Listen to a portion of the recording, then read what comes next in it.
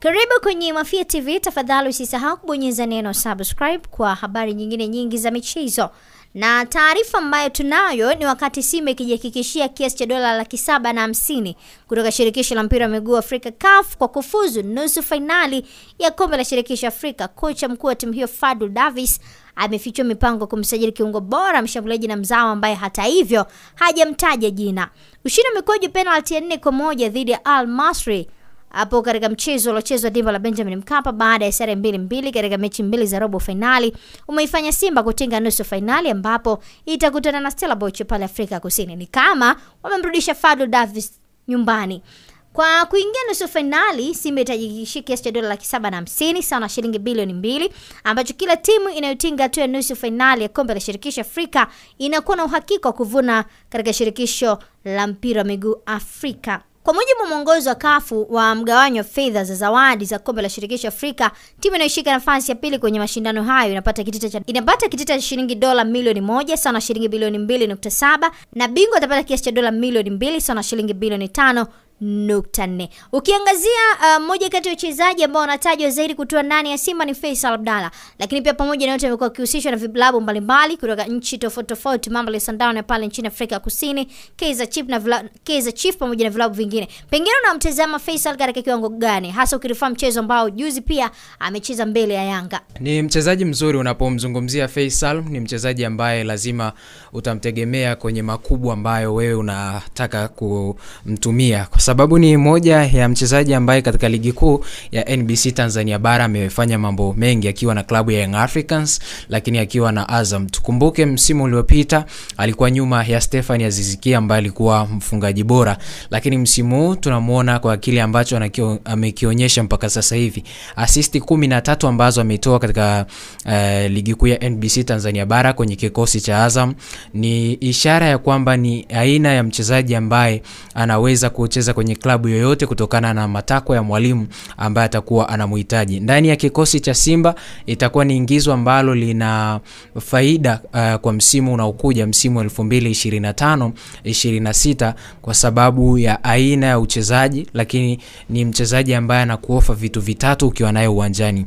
Ni mchezaji ambaye anakuofa wakati timu ikiwa haina mpira, ni mchezaji ambaye anakuofa wakati timu vile vile ikiwa ina mpira. Wakati timu ikiwa haina mpira anaongeza idadi kwenye eneo la chini, maana yake wanakuja kuzuia kwa pamoja kutafuta mpira, kupoka mpira kwa wapinzani. Timu ikiwa ina mpira ni mchezaji ambaye anakuongezea faida kusogea kwenye eneo la juu zaidi, kwenye kuongeza idadi ya washambuliaji, maana yake anakuwa nyuma ya viungo washambuliaji ambao wanatokea pembeni, kushoto na kulia, lakini vile vile ambao wanatokea kiungo ambaye anatokea katika eneo la katikati, hapa nikimzungumzia namba 10 pamoja na mshambuliaji ambaye anasimama kama namba 9. Lakini vile vile ni mchezaji ambaye anakuofa kwenye kufunga, maana yake lazima umtegemee pindi ambapo nafasi zinatengenezwa, anakupa nafasi kama kiungo ambaye anacheza kwenye idara ya ushambuliaji kama namba 8, namba 10. Kwa msimu uliopita amemaliza na zaidi ya goli 17, maana yake goli 19, goli 20. Huyo ni kiungo ambaye unapaswa kuwa naye kwenye timu, na msimu unaofuata akaonyesha kitu kile, maana yake ni mtu ambaye unapaswa kuwa naye kwenye timu kutokana na ubora, aina ya quality ambayo anayo, lakini vitu ambavyo anavisaidia kwenye timu.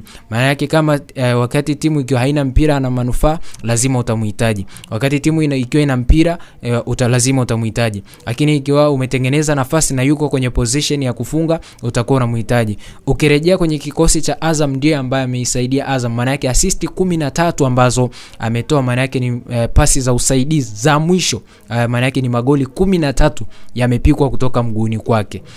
Ukirejea kwa aina ya watu ambao wanaongoza kwenye upande wa ufungaji pale kwao kwenye kikosi cha Azam ni Djibril Sila ambaye ana magoli 8, lakini ukija ukimwangalia Face Toto ana magoli 4, maana yake amehusika kwenye magoli 17 ambayo Azam wameyafunga, 13 akipika kutoka mguuni mwake, lakini magoli 4 akifunga ambayo yamepikwa kutoka kwenye wachezaji wengine. Kwa hiyo ni mchezaji ambaye kwangu namuona anafaa zaidi ndani ya kikosi cha Simba, atawasaidia katika season inayokuja kwenye michuano ya kombe la shirikisho au kombe la klabu bingwa. Kwenye upande wa kombe la klabu bingwa sababu tutatazamia kumuona Simba kwenye michuano ya klabu bingwa barani Afrika kutokana na aina ya michuano ilivyo hapa nyumbani.